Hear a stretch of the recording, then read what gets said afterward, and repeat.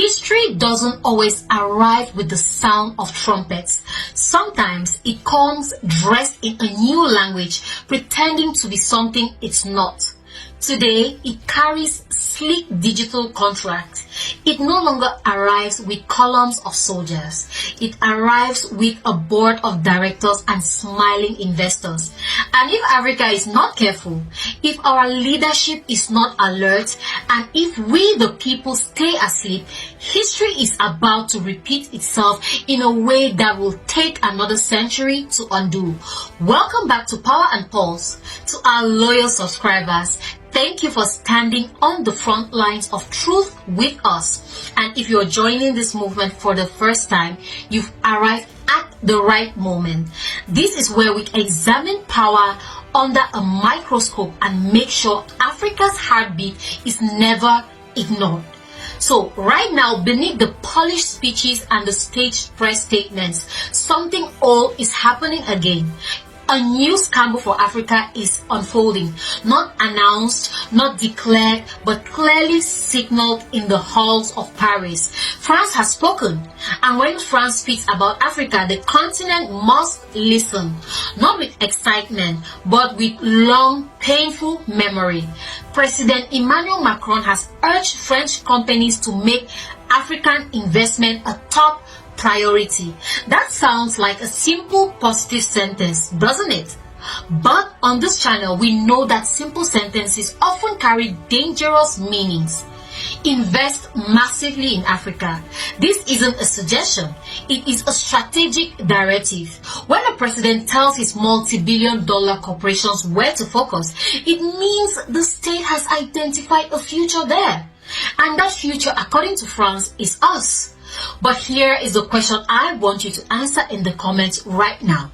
Do you believe foreign investment is ever truly aid? Or is it just a modern tool for control? Let me know your thoughts down below, because this isn't happening in a vacuum. Let's look at the why. Europe is struggling. Energy shortages, industrial pressure, and global economy that is rapidly shifting away from the old centers of power. France, like many Western nations, is facing a reality it can no longer control. The world economy isn't what it was 20 years ago. China is miles ahead in the infrastructure. The United States is calibrating its entire global strategy. Russia is repositioning itself as a security partner in the Sahel. The Gulf states are expanding their financial influence. And Africa is still rich, still young, still resource heavy, and strategically still under-industrialized. To global capital, that combination is irresistible. Africa is being marketed as the last frontier. But a frontier to whom? To investor. Africa is a list of commodities. Minerals for green energy, uranium for nuclear power, rare earth for technology, land for agriculture, cheap labor for manufacturing. But for us, for Africans, Africa is home. That is the difference in everything. When one side sees opportunity and the other side is just trying to survive, the balance of power is already tilted before the first contract is ever signed. Investment is never neutral. It reflects an intention. When states encourage investment, they expect a strategic advantage. The question we must ask without fear and without apology is who benefits first? Because historically, the African people have been the very last to see a single cent from the riches beneath their own feet. France's economic presence in Africa is deep, and it is long-standing. Energy, mining, infrastructure, finance. From West Africa to Central Africa, French companies have extracted value for decades. And yet, many of these countries remain the most economically fragile on earth. This contradiction is not an incident. It is a design. Look at Niger. For decades, Niger supplied the uranium that powered French homes, French subways, and French industry. France lit up like a Christmas tree. Meanwhile, Niger remained in the dark. Despite being one of the world's top uranium producers, Niger constantly ranked at the very bottom of global poverty index. This isn't just mismanagement, this is a structural imbalance. Uranium is just the tip of the iceberg. We see oil contracts that enrich foreign shareholders while local communities live in oil spills. We see mining projects that destroy ecosystems for 50% royalty. We see infrastructure loans that trap our governments in debt for generations. And have you noticed the pattern? When problems arise, the companies leave. When protests erupt against the poverty, the governments fall. When instability spreads, Africa is blamed for being chaotic. But the investors who drain the resources, they are never held accountable. Foreign investment in Africa often collapses into crisis for one simple reason. It was never designed to empower Africans. It was designed to extract. The scramble for control. This scramble isn't about planting flags anymore. It's about who owns the mines, who controls the supply chains, who processes the raw materials, and who sets the price in London or Chicago. Control has changed its form, but the effect remains the same. Africa does not lack resources. Africa lacks unity. Right now, each country is negotiating alone.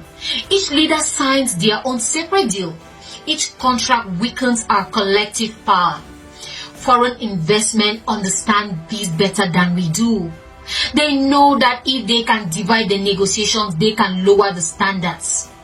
So until Africa negotiates a single unbreakable block, we will always be negotiating from a position of weakness. I have to ask, why is it that African leaders find it so hard to speak with one voice when dealing with Europe? Is it fear or is it something else? Tell me what you think in the comments, because this moment exposes our leadership. Some leaders see investment as development. Others see it as a personal opportunity to fill their offshore accounts. That difference defines the fate of nations. If our leaders fail to protect the national interest, no foreign investor from Paris or Beijing is going to do it for them. Africa's foreign policy must, I repeat, must evolve. It cannot be reactive. It cannot be emotional. It must be cold, hard, and strategic. Investment must meet African priorities, not foreign urgency. Local processing must be mandatory. If you mine it here, you refine it here. Technology transfer must be guaranteed. Our youth must learn the how, not just the where. Environmental damage must be paid for in advance. Without these conditions, investment is just exploitation with a fancy front and legal paperwork. This is where our continental institutions matter. The African Union, the regional blocs, the Pan-African banks. Africa must finance itself, regulate itself, and defend itself economically. Dependency is the literal enemy of supremacy. Rejecting a bad deal is not hostility. Demanding fairness is not extremism. Africa doesn't need to isolate itself from the world. It needs to protect itself from the world. A confident Africa can partner with anyone, be it France to China, on equal terms. But if we repeat the past, the resources will leave again. The poverty will remain, the instability will grow, and the frustration of our youth will eventually explode.